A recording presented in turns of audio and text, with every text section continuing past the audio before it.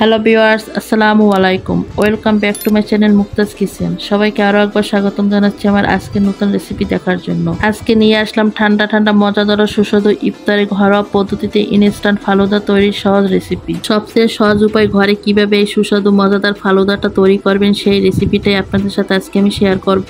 সারাদিন রোজা রেখে ক্লান্তি শরীরে বেশি ঝামেলা না করে আপনারা ঝটপট ঘরোয়াভাবে এই ফালুদাটা ট্রাই করতে পারেন।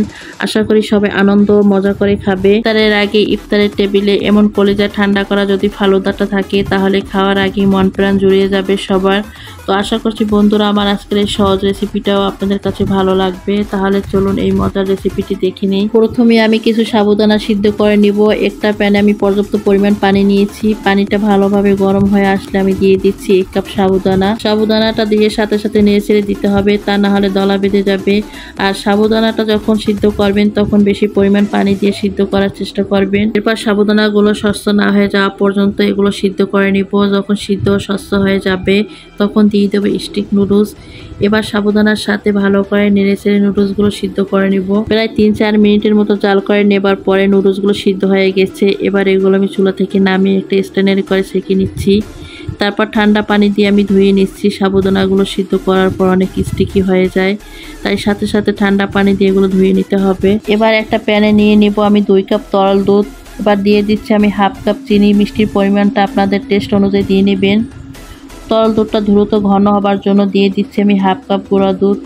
এবার সাথে সাথে দুধটা দিয়ে আমি মিশিয়ে নিব যাতে দুধটা দলা পেকে না যায়। এবার এই দুধটা জাল দিয়ে আমি নেড়েচেড়ে একটু ঘন করে নেব। দুধটা ঘন হলে ফালুদাটা খেতে বেশি ভালো লাগে, তাই দুধটা জাল দিয়ে ঘন করে নিব। দুধটা বেশ কিছুক্ষণ জাল দেবার পরে ঘন হয়ে আসছে। এবার চুলা থেকে নামিয়ে আমি যে পাত্রে ফালুদাটা মিক্স করব সেই পাত্রে ঢেলে নিব। দুধটা সামান্য ঠান্ডা হলে দুধের ভিতরে দিয়ে দিচ্ছি আমি সিদ্ধ করা সাবুদানা আর নুডলসগুলো। সাবুদানা নুডলসগুলো দিয়ে আমি খুব ভালো করে নেড়ে মিশিয়ে নিচ্ছি। এবার এই ফালুদাটা আমি সম্পূর্ণ ঠান্ডা করে নর্মাল ফ্রিজে রেখে দিব।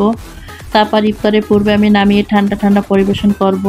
আর ফালুদাটা সাধারণত ঠান্ডা খেতেই বেশি ভালো লাগে। ইফতারের পূর্বে আমি ফ্রিজ থেকে নামিয়ে নিচ্ছি ফালুদাটা। এবার এর ভিতরে আমি দিয়ে দিচ্ছি 2টা কলা স্লাইস করে কেটে। এবার দিয়ে দিচ্ছি এর ভিতরে আমি আনার দানা। এবার দিয়ে দিচ্ছি কালো আঙুর ফল।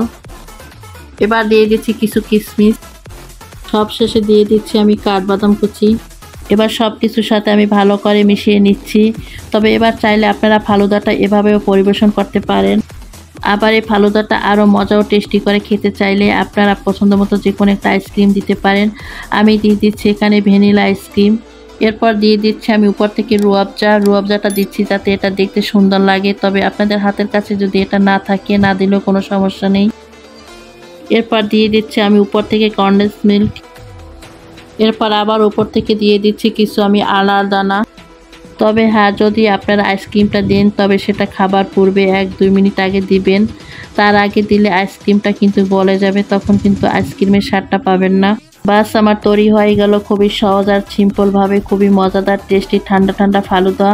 আমি খুবই সহজ আর সিম্পলভাবে আজকে এই ফালুদাটা তৈরি করে দেখিয়েছি। সাধারণত আমি যে উপকরণগুলো দিয়ে এই ফালুদাটা তৈরি করে দেখিয়েছি সেটা এই রমজানে আমাদের সবার বাসাতে কম বেশি থাকে। আর আজকের এই সহজ সিম্পল ফালুদাটা খেতে কিন্তু বেশ মজার ও ইয়মি হয়েছিল। তো বন্ধুরা, আশা করি আমার আজকের এই সহজ ও সিম্পল ঘরোয়া পদ্ধতিতে ফালুদা রেসিপিটা ভালো লেগেছে আপনাদের কাছে। যদি ভালো লেগে থাকে তাহলে অবশ্যই আমার এই ভিডিওটিতে একটি লাইক কমেন্ট শেয়ার করে দিবেন। আর আমার চ্যানেলটি যদি সাবস্ক্রাইব করা না থাকেন অবশ্যই আমার চ্যানেলটি সাবস্ক্রাইব করে আমার পাশেই থেকে যাবেন।